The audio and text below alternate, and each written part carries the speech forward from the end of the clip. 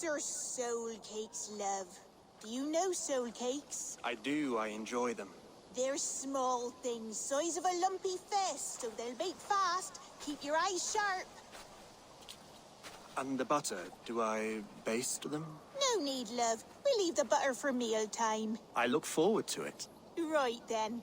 I'll leave you to this. If you need me, I'll be doing the washing up next door. Quite a step down from your former work, Lord. As their guest, I volunteered to help with the daily chores. They offer me a bed, I tend the cakes. Do they not feel strange giving orders to their king? Or do they know? That knowledge would benefit no one. I read your message. You went through a great deal of trouble to obscure yourself as this poor soldier of Christ. As I remember, you even sent yourself one of these letters in Winchester. A clever touch. The Order wanted me dead. I had to be careful. You said you knew nothing about the Order then. Pled ignorance. But you knew everything. Their names, their schemes. Would you join me for a walk? You look well, Eivor. I am.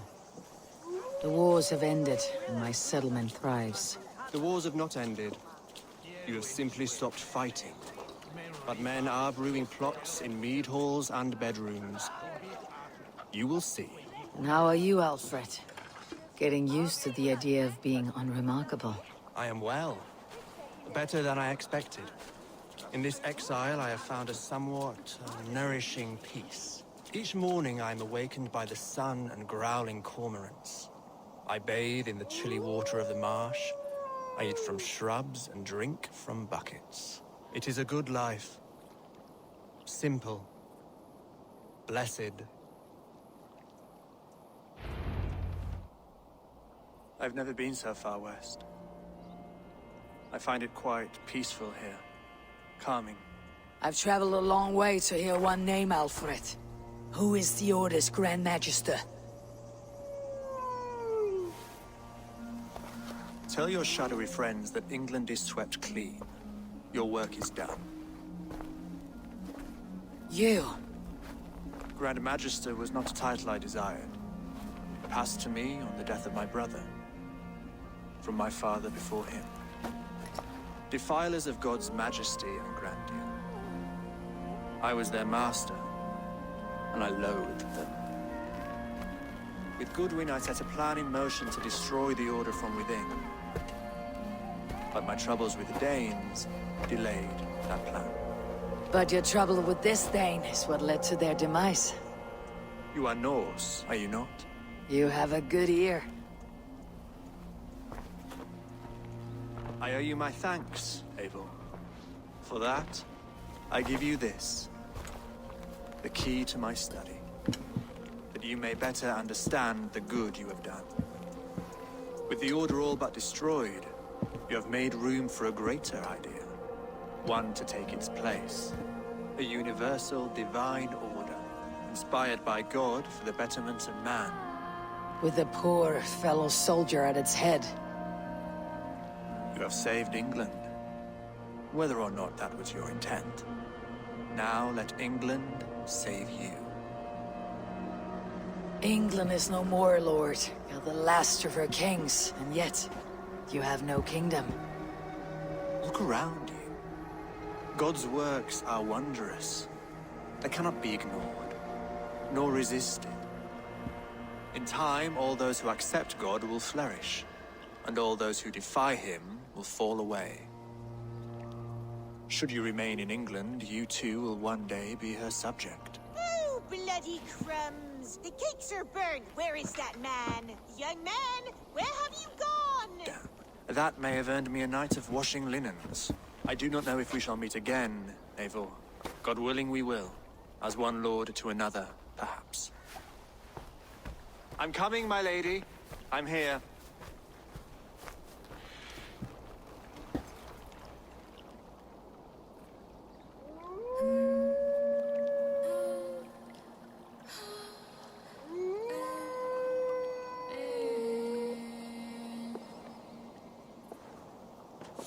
Aelfred gave me a key to unlock his study.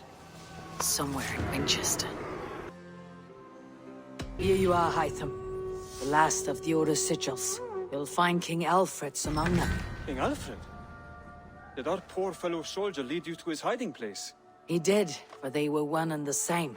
Our poor fellow soldier of Christ was the Grand Magister of the Order of the Ancients. He turned on his own order. Fascinating. Not turned so much as trampled.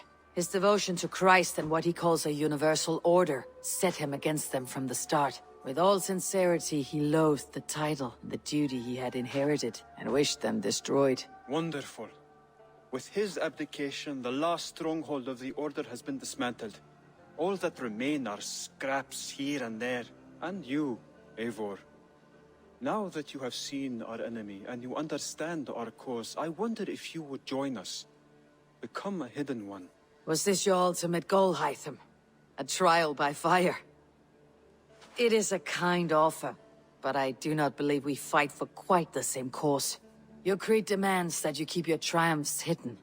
I prefer my glory to be in plain view for all to see. If I taught you our creed, if you spent time with it, it could open your mind to another view. Another view is always welcome, but to live without celebrating one's glory and honor and achievements is not a life for me. But know this, I would give my life in a moment for those I love, and who love me in return. All here, including you, my friend. I understand you well, Eivor. Very well indeed.